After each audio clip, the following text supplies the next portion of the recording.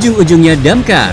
Mulai dari hal yang gawat darurat hingga yang remeh-temeh, semuanya tetap diterima dan ditangani tim damkar. Kali ini tim damkar kembali mendapat laporan kasus unik. Seorang warga meminta pertolongan karena kunci kendaraan berikut surat berharga miliknya tercebur masuk ke dalam selokan. Awalnya kita mengirim barang, habis Jumatan itu. Nunggu supirnya lagi Jumatan. Pas habis Jumatan, bawa kunci saya 2, mau ngirim barang. Satunya lagi kunci gudang, satu kunci mobil. Pas di area masjid, kunci satunya jatuh ke lubang gorong-gorong. Hal ini jelas bikin ia jadi panik. Majikan tempatnya bekerja mengharuskan ia bertanggung jawab untuk mendapatkan kunci beserta STNK dan surat KIR tersebut kembali. Tim damkar langsung menuju TKP di Jalan Jelambar Raya, Grogol Petamburan, Jakarta Barat. Waktu terima berita itu jam 14.55, Shop Command Center memberikan instruksi evakuasi kunci tercebur di dalam gorong-gorong dan lanjut langsung ke TKP. Percobaan pertama, tim penyelamat menggunakan tali magnet. Namun sayangnya, hanya beberapa sampah yang didapat dari gorong-gorong. Kini tim perlu melakukan percobaan selanjutnya, yaitu dengan cara membuka beton penutup. Ya. Untuk membukanya, tim rescue tidak bisa mengambil keputusan sepihak.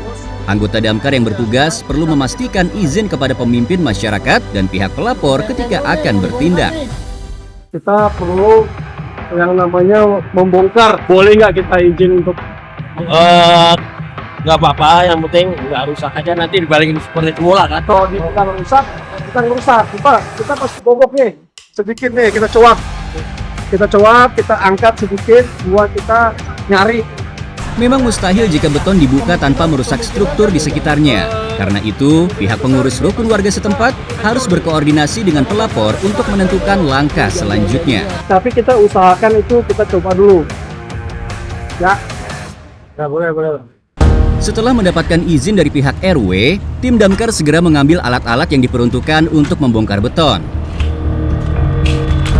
Regu penyelamat pun menyiapkan tripod rescue, yakni alat yang digunakan untuk mengangkat beban dari dalam lubang dengan sistem katrol. Selain itu, tim damkar juga menggunakan bor beton untuk membuka celah tanpa merusak terlalu banyak struktur di sekitarnya. Upaya pembongkaran beton pun bukan perkara yang mudah. Beton yang sudah mengeras bertahun-tahun hanya mengalami retak kecil. Namun di tengah proses penghancuran, tiba-tiba datang beberapa orang dari pengurus masjid. Kita waktu mau melakukan pembongkaran, ternyata di depan masjid itu nanti akan digunakan sholat, dan di situ ada beberapa tokoh masyarakat lain yang sedikit menanyakan apakah ini akan berhasil ditemukan. Kebimbangan terjadi. Di satu sisi, pencarian harus segera diselesaikan sebelum arus air membawa benda yang dicari semakin jauh. Namun di sisi lain, kami juga harus menghormati keberatan warga sekitar. Untuk meluruskan hal tersebut, akhirnya pengurus masjid yang juga ketua RT ini mendatangi langsung pemilik kunci mobil untuk berdiskusi. Akhirnya PT pending ya, pending dulu atau nanti malam Enci mau lanjutkan, silahkan lanjutkan. Mau dilanjutkan karena kunci penting banget Pak, bukan aja kunci, itu ada STNK, ada surat KIR. Jadi itu kalau nggak ada tuh nggak bisa bikin. Tadi saya udah tanya. Meski pemilik kunci menginginkan pencarian tetap dilanjutkan, namun tim rescue memutuskan harus menunggu hingga sholat selesai. Sholat pun berlangsung dengan hikmat. Jamaah memenuhi teras dan halaman depan, bahkan juga pada daerah tempat titik jatuhnya kunci berada. Setelah sholat selesai, area depan masjid mulai lengang. Kini tim damkar bisa mulai kembali ke tugas utama. Tripod rescue system segera dipasang di atas titik dugaan jatuhnya kunci. Di bagian tengahnya, terdapat katrol rantai yang mampu menahan beban hingga 2 ton. Namun saat mencoba memasang tripod, tim menghadapi kendala teknis.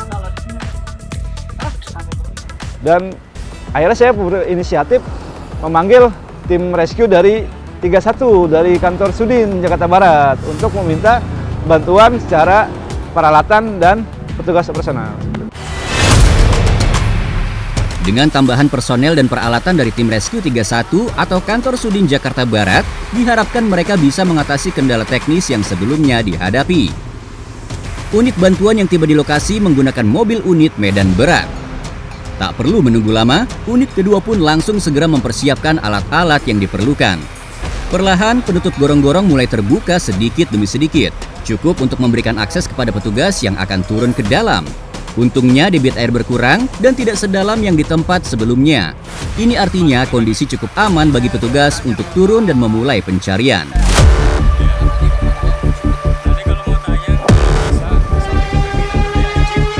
Di tengah ketegangan, warga sekitar tetap menunggu dengan penuh perhatian.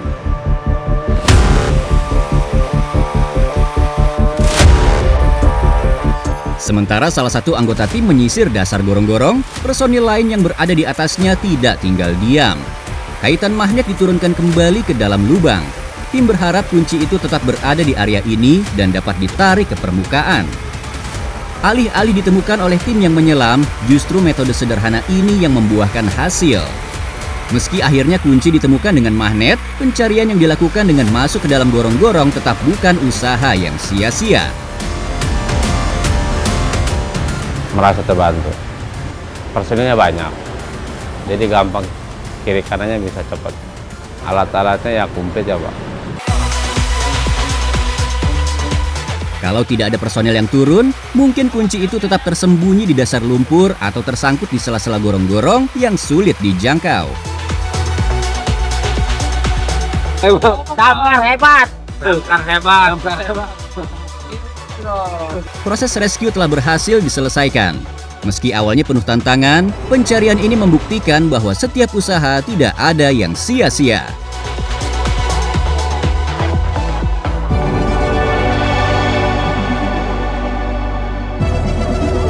Damkar.